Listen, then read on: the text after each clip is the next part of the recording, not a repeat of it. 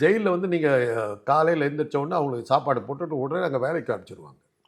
அப்படி அவங்கள உருப்படியான வேலையெல்லாம் செய்ய வச்சு அவங்கள நல்வழிப்படுத்தி மறுபடியும் குற்றத்தை எல்லாம் செய்யாத யோக்கியமாக இருக்கிறதுக்கான அவங்களுக்கு வழிமுறையெல்லாம் காட்டினாங்க. அது ஒரு காலம். அப்போ நான் வந்து ஜெயிலில் டாக்டராக இருந்தேன்.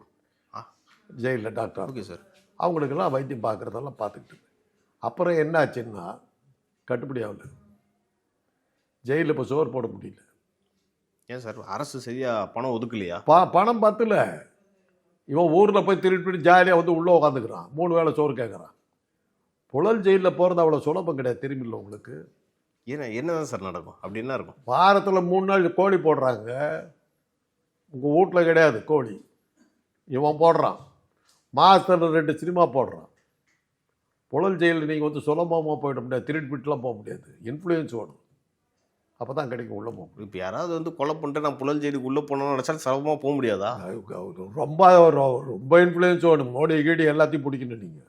அப்போ தான் புழலுக்கெல்லாம் போக முடியும்.